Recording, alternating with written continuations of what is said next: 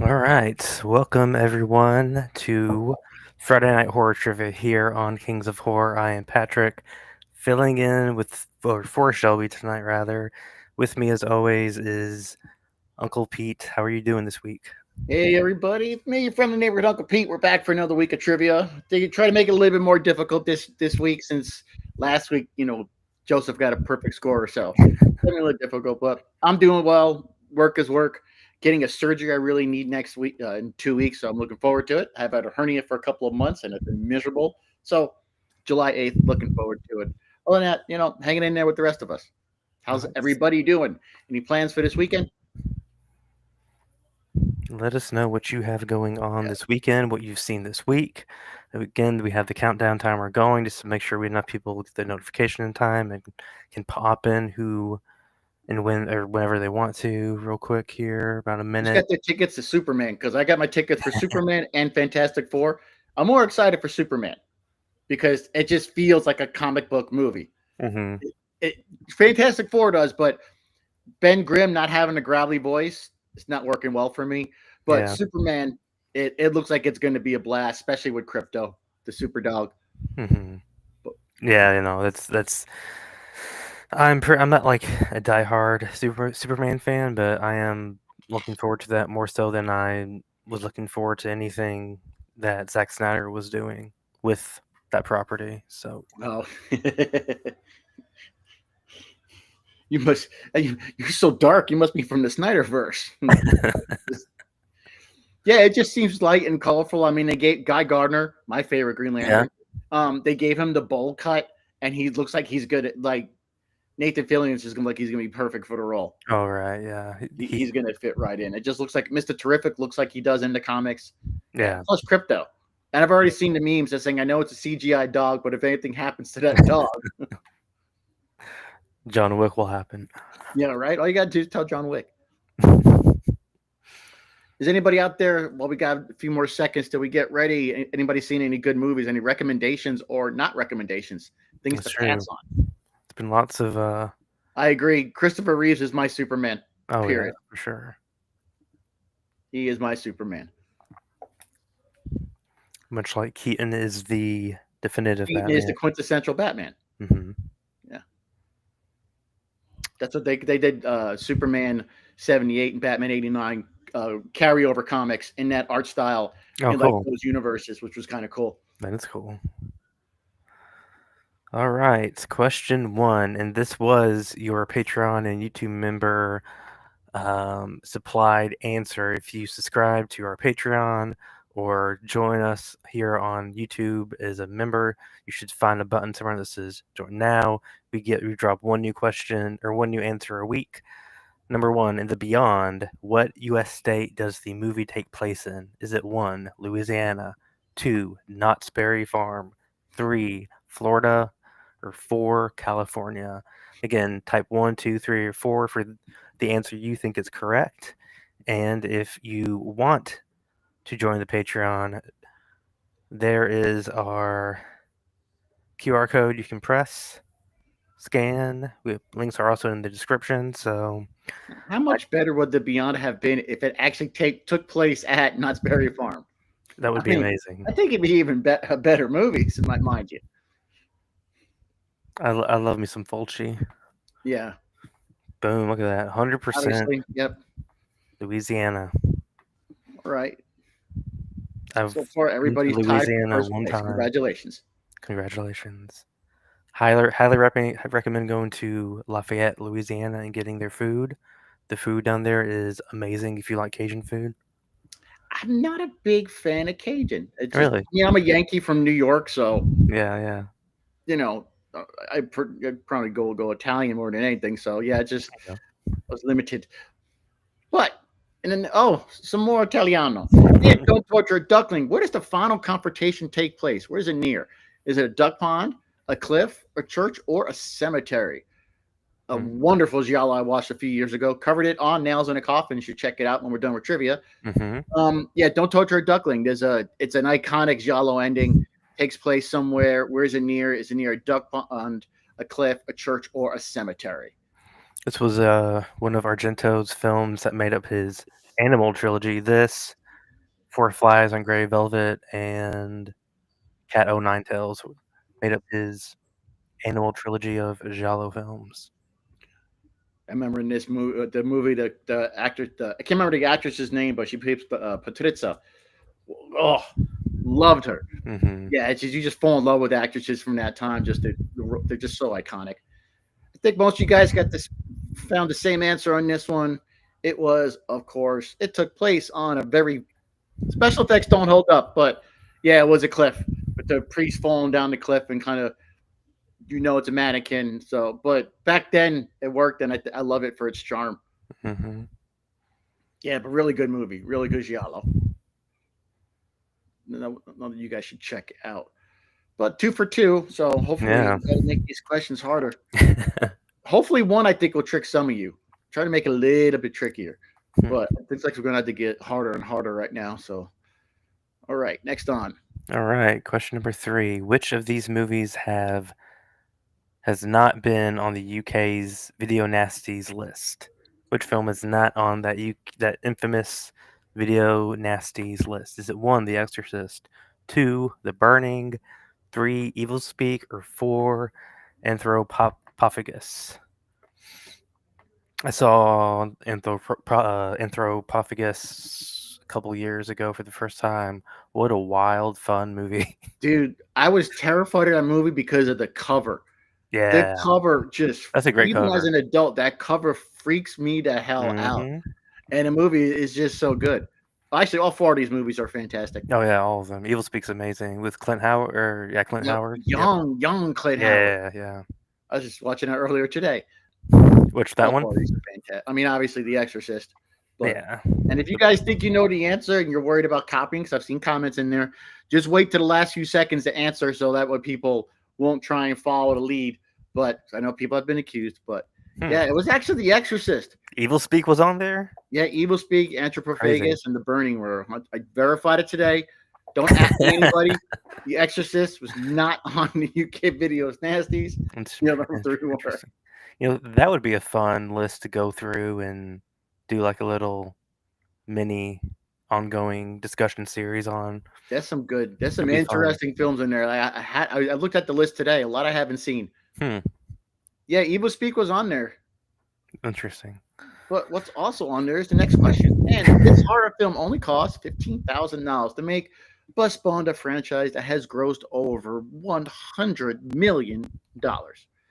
Is it for Huss, Saw, Paranormal Activity, or Insidious? That's the only way I'm going to. Yeah, it's for Huss. Bus. Bus. Yeah. Yeah, it's a VHS for you guys who wanted me to say it right. VHS Saw, Paranormal Activity, or Insidious. Like 15 grand, and they made a whole bunch of movies and just should have stopped after the. I think stopping after the first 2. But that's not it. That's not a spoil. I didn't give you the answers. There's all these have had multiple movies. It's true. I personally liked 3. 4 was the first one that felt very flat to me. Yeah, of this particular franchise. 3 had a good ending, like a whole shit, type. That's why I liked 3. Yeah. But 4 just felt very cookie cutter. Yeah, yeah. Before felt very cookie cutter, and I think the last few they were forgettable. The one with the like oil tree. Was that the I don't next know of when that kin? was. Was that I haven't seen, next of kin? yeah, something like that. Yeah, I haven't seen that one. Yeah, purple. It sucks. Who's gonna go see Megan 2 this weekend? Do we have any Megan fans in the house? I'll get a torrent and watch it. I mean, I won't do that. I'll wait till and go pay my money. I'll spend my hard-earned cash on something Yes. questionable. Question 5. During the opening of Chopping Mall in the diner, what does a customer ask for more of? Does he ask for more pop, which is soda or whatever? Some people just told all Coke. Coke, yeah. 2 Doritos. napkins, 3 butter, or 4 bread. Let us know. Yep. Funny scene. Funny scene. I need to watch Chopping Mall again. It's been a while. Yep. Because I was doing research for the questions, and so I actually watched Evil Speak and Chopping Mall today. So, Nice. Oh, nice. but yeah, funny scene. Waitress. And you're all gonna go type it in after you see what the real answer is, and you're gonna laugh because it's just a really funny scene the way it plays out. Yeah, it's a waitress. Ooh, More only butter. one. Yeah, he's like eating Hey. crab or something. His plate's full. He's got dishes everywhere. He goes, waitress, more butter. It's just as he probably needs more napkins, but he certainly asks for waitress, more butter. Right in the scene with Kelly Maroney and Barbara Crampton. Mm-hmm. So don't want to at me on this one. Jay is the one who got it right. Don't at him. Let's see. All right. Hopefully, see who has to guess on this one. Who knows? So, what is the flight number of the Doom plane and Final Destination? Was it flight 666, flight 360, flight 180, or flight 1313? What was the flight number in that film? Was it 666, which I think Iron Maiden, that's their flight. You got flight 360, flight 180, or flight 1313. What was the flight number? And actually, if you do like Final Destination, I'm covering all those films on my Nails in a Coffin. Just recorded my intro for part 4, which was the 3D one, which was supposed to be the final one, but they made 2 after. That won't be out shortly, but you can check my channel for covering those movies on Nails, which is pretty fun. It's difficult grading them though, because like death is going to get you no matter what. So like it's really kind of just bland too, right down the middle, because the victims really couldn't do much of anything. Right. But so far that 4th one was a chore. Really dipped down, I think. That 3D one was a real dip down. But it was flight 180. You see that number multiple times throughout the rest of the franchise. All right. And that is close to halftime. So we're going to quickly play a few trailers for you for titles that are premiering tonight on Kings of Horror. At the top of the hour at 9 Eastern, we have The Woods. It's the latest from Terror Films. And we will play that trailer for you right meow.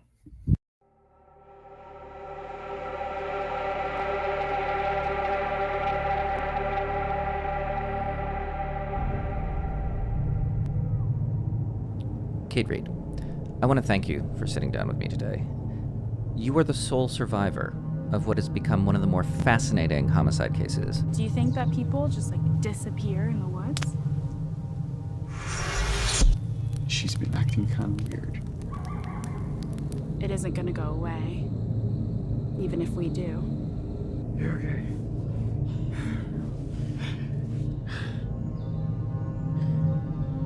The life you're used to is far away. Yeah, no, I'm like a day and a half out. Uh-huh. So it was your idea to arrange the hike? You don't believe that I saw what I saw. You just said yourself it's crazy. Yeah, but I still saw what I saw. Something isn't right with her. So you wouldn't have even known that if we didn't have signal out here. You're just going through a tough time, Sam. This is about the whole sleepwalking thing? That thing that you said wouldn't happen out here?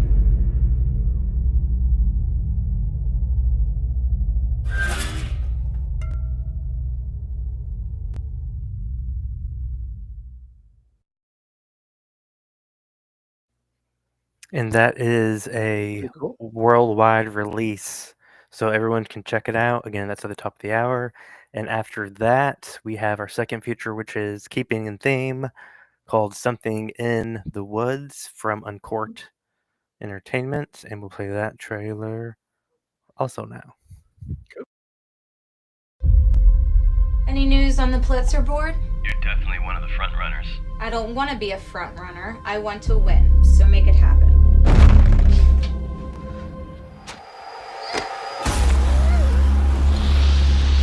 We've just received word that Nora Thompson, a New York Times investigative reporter, is missing, and no one seems to be able to reach her or know her whereabouts. You know who I am. Senator Morrison's oldest daughter. What do you want? You want money?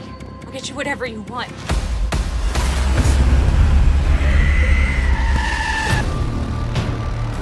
Not only have you embarrassed me, You are the biggest threat to any future that I have. Did you hear that? What, you've never been in the woods before? Everything all right? Nature calls. How does it feel to be haunted? That article you wrote, it's how my family and I felt. Put the gun down nice and slow, Miss Moore. No one needs to get hurt! You really are crazy, you know that?